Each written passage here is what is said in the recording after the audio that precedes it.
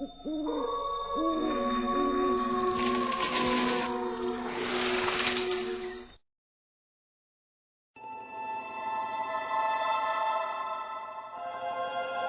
घटना तब की है जब मैं कॉलेज में था। मैं अक्सर पार्टीज और नाइट क्लब्स के लिए जाता था। मैं रोजाना रात में अपने दोस्तों के साथ घर से बाहर जाता था और इकलौते होने के कारण मेरे मम्मी पापा ने कभी भी इस पर टोक टाक नहीं की। मैं बहुत एंजॉय कर रहा था अपनी जिंदगी में, पर मुझे क्या पता था कि मेरी इस मजेदार लाइफ में बड़ी दिक्कत आने वाली थी। लेकिन अब मैं सोचता हूँ कि काश मुझ पर टोक टाक की होती, काश मैं उस वक्त इतना समझदार होता। एक शाम को हम सब दोस्त बैठे थे और आपस में बातें कर रहे थे। तो कल सैटरडे नाइट है, क्या प्लान है? कल कुछ तूफानी करते हैं। हाँ, जो हमने कभी नहीं किया हो, जो हमें हिला दे, ये जिसे करके मजा ही आ जाए इस जिंदगी का। अच्छा ऐसी बात है, तो कब्रिस्तान में चलते हैं, मर कर देखते हैं, हम कभी मरे नहीं है ना। वेरी फनी, मुझे भूतों से डर नहीं लगता। आइडिया तो शानदार है भारत का। और कब्रिस्तान में पार्टी कर लेते हैं। तो उस दिन मैंने और मेरे दोस्तों ने कब्रिस्तान में पार्टी करने का फैसला किया। वहां हम सब ने अपनी अपनी गर्लफ्रेंड को बुलाया था। हम सब ने पूरी रात पार्टी करने की ठानी। हम एक कब्रिस्तान पहुंच गए जो दिखने में काफी डरावना था। फिर हमने पार्टी स्टार्ट की। हमने ट्रूथ एंड डेयर खेला और हाथों में शराब लिए हुए हम सब डांस कर रहे थे। अभी ज्यादा समय नहीं हुआ था जब हम सब नशे में धोत होकर जमीन पर सो गए थे। तभी मेरे पेट में दर्द होने लगा। मैं जाग गया। बाकी सब सो रहे थे। मुझे वॉशरूम जाना था, लेकिन कब्रिस्तान में वॉशरूम नहीं होते, तो मैं वहां कुछ दूर चलकर कोई जगह ढूंढने लगा। तभी आगे जाकर मुझे एक तालाब दिखा। अब यहीं सुसु कर लेता हूं, कब्रिस्तान में कौन रोकता है। मैं वहां पेशाब करने लगा। तभी पीछे झाड़ियों में से मुझे एक आवाज आई, जैसे कोई चलकर मेरी तरफ आ रहा हो। कौन है? कौन है वहां? और मैंने दूर से एक काले कपड़ों में किसी को देखा जो एक बड़े से चोले में था। अंधेरे में वो परछाई एकदम काली दिखाई दे रही थी। मैं थोड़ा पास जाने लगा, तभी मुझे उसके बड़े बड़े चमकते हुए दांत दिखाई दिए। मेरा दिल अब बहुत जोरों से धड़क रहा था और मुझे एक भयानक एहसास हो रहा था। मैं वहीं जम गया और वो मेरे पास आने लगा। मैं चिल्लाते हुए वहां से भागा। मैंने भागते हुए पीछे मुड़कर देखा तो वो मेरे पीछे अचानक दौड़कर आ रहा था। मैंने और तेज भागना शुरू किया और जल्दी से सभी के पास पहुंचकर सबको जगाया। उठो यार, यहाँ कोई है, वो इंसान नहीं है। मैंने इतना डरावना अपनी लाइफ में इससे पहले कभी नहीं देखा। सब लोग आधे होश में थे, नींद में थे या नशे में। अरे क्यों डरा रहा है भाई, सोने देना। कब्रिस्तान है भाई, भूत भी तो रहते हैं यहाँ। डोंट वरी बेबी, तुमने ज्यादा पी ली है। Come here. Shut up you all, मैं जा रहा हूँ, तुम सब मरो यहाँ। नो नो वेट यार, उठ जाओ सब लोग प्लीज। शान झूठ नहीं बोल रहा। कहाँ है ये वो जिसके बारे में तुम बात कर रहे हो? मैंने पीछे मुड़कर देखा, लेकिन मुझे कोई नजर नहीं आया। मैंने वहां आसपास भी देखना चाहा कि कहीं वो सबको देखकर छुप ना गया हो, पर मुझे वो कहीं पर भी नहीं दिखा। फिर अचानक से वो मुझे काफी दूर हम सबको देखते हुए दिखाई दिया। वो बेहद ही भयानक था। वो देखो, वो वहां दूर से हमें देख रहा है। कहाँ है वो भयानक दानव? हमें तो कहीं नहीं दिख रहा। शान के अलावा वो शैतान और किसी को भी दिखाई नहीं दे रहा था। शान को जब यह एहसास होता कि वह हैवान बस उसे ही दिखाई दे रहा, बाकी और किसी को नहीं, तो डर के मारे उसके पैरों तले जमीन ही खिसक जाती है। वो मेरे पीछे था, लेकिन मैं तुम सबको उठाने के लिए यहाँ भागते हुए आ गया। क्या हुआ शान, तुमने कोई भूत देखा क्या? ऐसा तब होता है जब आप बहुत ज्यादा पी लेते हैं। एक पल के लिए मुझे लगा शायद वो सब सही कह रहे हैं और ड्रिंक करने की वजह से मेरे साथ ये हो रहा है। भारत उठा और अपनी गर्लफ्रेंड के साथ डांस कर रहा था। भारत का एक हाथ उसकी गर्लफ्रेंड पर था और उसने दूसरे हाथ में शराब की बोतल पकड़ रखी थी। क्या बात है भारत, कीप इट अप। चलो दोस्तों, हमें थोड़ा स्पेस चाहिए, हम अभी आते हैं। नहीं प्लीज मत जाओ, सब साथ रहो। यार हम यहाँ भजन करने नहीं आए, मुझे अपनी गर्लफ्रेंड के साथ भी तो वक्त बिताना है। आज तो अच्छा मौका है। अरे बेटा, हम कब्रिस्तान में हैं, यहाँ भूत कहाँ अकेले छोड़ेंगे तुम दोनों को, हाँ? ऐसा बोल के तुम हमें डरा नहीं सकते। हाँ, हम एडजस्ट कर लेंगे भाई, हमें जाने दे। तभी भारत अपने साथ अपनी गर्लफ्रेंड को लेकर चला जाता है। कुछ देर बाद भारत की गर्लफ्रेंड के चिल्लाने की आवाज आती है। मैंने बोला था ना यहाँ कुछ गलत है, मान नहीं रहे हो ना तुम। उसको क्या हुआ? वो क्यों चिल्लाई? चलो जाकर देखते हैं। मैं पुलिस को हेल्प के लिए कॉल करता हूँ। हम सब मिलकर कब्रिस्तान में उनको यहाँ वहां देखने लगे। मैंने पुलिस को फोन करने के लिए अपना फोन निकाला, लेकिन नेटवर्क नहीं था। तभी एक कब्र के पास हमें बहुत खून दिखाई दिया, लेकिन भारत और उसकी गर्लफ्रेंड वहां नहीं थे। हम सब बहुत डर गए। मैंने बोला था ना वो सबको मार देगा। हे भगवान, चलो यहाँ से। नहीं, हम उनके बिना नहीं जा सकते। हम जानते भी नहीं वो जिंदा है भी या नहीं, पर वो दोनों गए कहाँ? तभी वहां झाड़ियों में से भारत की गर्लफ्रेंड खून से लथपथ भागती हुई आती है। उसने हम पर हमला किया। वो इंसान नहीं है, वो एक शैतान है। वो मार देगा, हमें मार देगा। कौन था वो? क्या तुमने उसको देखा? वो भारत को ले गया। उसने अपने बड़े बड़े नाखूनों से भारत पर हमला किया। हम सबको यहाँ से अभी निकल जाना होगा। लेकिन मैं भारत के बिना नहीं जाऊंगा। वो मेरा दोस्त है, वो हम सबका दोस्त है। दोस्तों, हमें भारत को ढूंढना होगा। शान, हम लड़कियों को कार के पास छोड़ आते हैं और हम दोनों वापस आकर उसे ढूंढते हैं। हाँ हेम, तुम बिल्कुल सही कह रहे हो।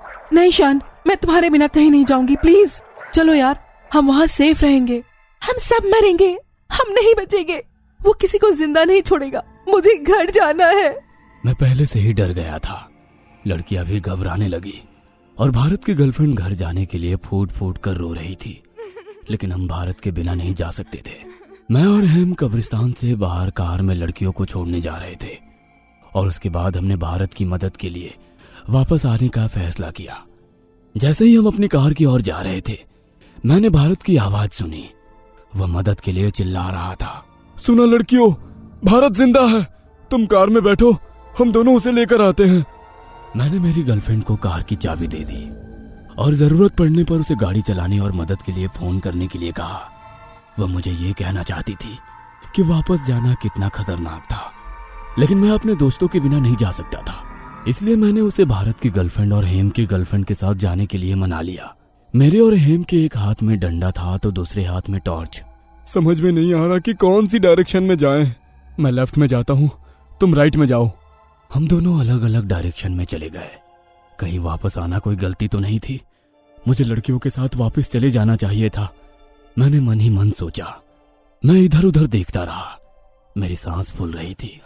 मैं डर गया था। यह सब सोच सोच कर मेरी घबराहट और बढ़ती जा रही थी, जिससे मेरा पूरा बदन पसीने से तरबतर होता जा रहा था। तभी अपने ऊपर पेड़ पर मुझे कोई आवाज सुनाई दी। मैं डर से वहीं जम गया। तभी मेरे ऊपर गीला गीला सा टपकने लगा। मैंने जैसे ही उस गीली चीज पर अपना हाथ लगाकर देखा तो उसे देख मैं घबरा गया, क्योंकि वो गीला चीज किसी का खून था जो ऊपर पेड़ से मुझ पर गिर रहा था। फिर मैंने बहुत डरते हुए धीरे धीरे ऊपर देखना शुरू किया तो मेरी आंखें फटी की फटी रह गई। ऊपर भारत की डेड बॉडी उस पेड़ पर लटक रही थी, जिसकी आंखें निकली हुई थी। उसके चेहरे और शरीर का कुछ हिस्सा गायब था और उसकी बॉडी से खून टपक रहा था। तभी मुझे तालाब की पानी की आवाज आई। पानी में काफी तेज हलचल हो रही थी। ऐसा लग रहा था जैसे मानो कोई पानी में बड़ी जोर से हाथ पैर चला रहा हो। शान, बचाओ, यहाँ आओ, जल्दी शान। मैं उस आवाज की तरफ दौड़ा। मैं वहां पहुंचा तो मैंने पानी में कुछ देखा। यह एक तैरते हुए शरीर की तरह लग रहा था। मैं और ज्यादा देखने के लिए इसके करीब चला गया और वहां पानी में हेम की डेड बॉडी थी। मैं वहीं जमकर खड़ा हो गया। मैं रो रहा था। मुझे अपनी आंखों पर विश्वास नहीं हो रहा था। तभी मुझे लगा कि कोई मेरे पीछे मंडरा रहा है। मैं मुड़ा, देखा कि कहीं कोई मेरे पीछे तो नहीं। वह इतनी तेजी से मेरे पीछे से गायब हुआ कि मुझे उसका चेहरा देखने का भी मौका नहीं मिला। उसने मेरे चेहरे पर जोर से मुक्का मारा। उसके जोरदार मुक्के ने मुझे बेहोश कर दिया। मुझे नहीं पता कि मैं कितने समय से बेहोश था, लेकिन जब मुझे होश आया तो मैं तालाब के किनारे के बिल्कुल पास जमीन पर पड़ा था। जैसे ही मेरी आंखें खुली, मैंने देखा कि मेरे दोनों तरफ डेड बॉडीज पड़ी है, एक हेम की और एक भारत की। हेम की लाश 6 हिस्सों में थी। मेरी आंखों से आंसू छलक पड़े, लेकिन मैं अभी भी दूर जाने और बचने के लिए संघर्ष कर रहा था। उस वक्त मुझे किसी की परवाह नहीं थी। मैं सिर्फ कब्रिस्तान से बाहर जाना चाहता था। मैंने कब्रिस्तान छोड़ने के लिए खड़े होने की कोशिश की। मुझे चक्कर आ रहे थे और कमजोरी महसूस हो रही थी। अचानक किसी ने मेरे बाल खींचे और मुझे पानी में धकेल दिया। उसने मुझे मेरे सर से पकड़कर मेरा पूरा शरीर पानी में डाल दिया, जिससे मुझे काफी दिक्कत हो रही थी। छोड़ो मुझे, मदद करो, प्लीज हेल्प। कोई मुझ पर प्रेशर देखकर मुझे पानी में डुबा रहा था, लेकिन मुझे काफी देर तक सांस रोकने की प्रैक्टिस थी। मैंने सांस रोक लिया और कुछ देर में पानी के तल पर फ्लोट होने लगा, बिल्कुल एक डेड बॉडी की तरह। वो जो कोई भी था उसे लगा कि मैं मर चुका हूं और वहां से चला गया। मुझे उसका वहां से चले जाना महसूस हो रहा था। मैं कई घंटों तक उसी तरह पानी पर एक लाश की तरह ही पड़ा रहा और मैंने सुबह होने का इंतजार किया। मैंने देखा सूरज निकल गया है तो मैं तालाब से बाहर आया और अपनी कार की तरफ जाने लगा। मुझे यकीन था कि मेरी कार वहां नहीं होगी, क्योंकि मैंने मेरी गर्लफ्रेंड को वहां से जाने के लिए बोल दिया था। पर मैं हैरान था कि सुबह तक भी कोई हेल्प के लिए नहीं आया था। क्या उसने किसी को फोन करके हेल्प के लिए नहीं बुलाया? क्या वो मुझे अकेला छोड़कर चली गई? जब मैं वापस कब्रिस्तान से बाहर निकल गया तो मैं और ज्यादा घबरा गया, क्योंकि मेरी कार वहीं खड़ी थी। तो बाकी तीनों लड़कियां कहाँ थी? क्या वो जिंदा थी या वो वहां से बचकर जा चुकी थी? मैंने अपनी कार स्टार्ट की और घर की तरफ चलने लगा। तभी रास्ते में कब्रिस्तान से कुछ फीट दूर मैंने सड़क पर कुछ ऐसा देखा जिसने मेरी जिंदगी का एक हिस्सा ले लिया। मेरे सामने मेरी गर्लफ्रेंड की लाश के 2 टुकड़े पड़े थे। उसके शरीर के बीच में से 2 हिस्से हुए थे, एक लेफ्ट में था और एक राइट में। इतनी भयानक मौत थी, किसी ने उसे सर से टांगों तक चीर दिया था। मैंने पागलों की तरह रट हुए अपनी कार स्टार्ट की और किसी तरह वहां से निकलकर अपने घर तक आया। कई सवाल मुझे आज भी परेशान करते हैं। भारत की गर्लफ्रेंड और हिंद की गर्लफ्रेंड की आज तक कोई खबर नहीं मिली। मेरी गर्लफ्रेंड ने शायद मुझे बचाने के लिए अपनी जान गंवा दी। आज तक मैं उस हादसे को भुला नहीं पाया हूँ और जिंदगी में मैंने कभी दोबारा पार्टी नहीं देखी। मैं हंसना भूल गया हूँ। काश उस रात हम वहां ना गए होते। उस रात मैंने बहुत कीमती इंसानों को खो दिया। हमें पूरा यकीन है दोस्तों कि आप लोगों को ये कहानी जरूर पसंद आई होगी। अगर आपके साथ भी कुछ ऐसे अनकहे किस्से हो चुके हैं तो प्लीज हमारे साथ शेयर करें। हम जरूर अपने चैनल पर उनको दिखाएंगे। हमारी ईमेल आईडी नीचे डिस्क्रिप्शन बॉक्स में दी गई है, तो प्लीज हमारे वीडियो और चैनल को शेयर एंड सब्सक्राइब करें और बने रहे हमारे साथ ऐसे ही अनकहे किस्से और कहानियां सुनने के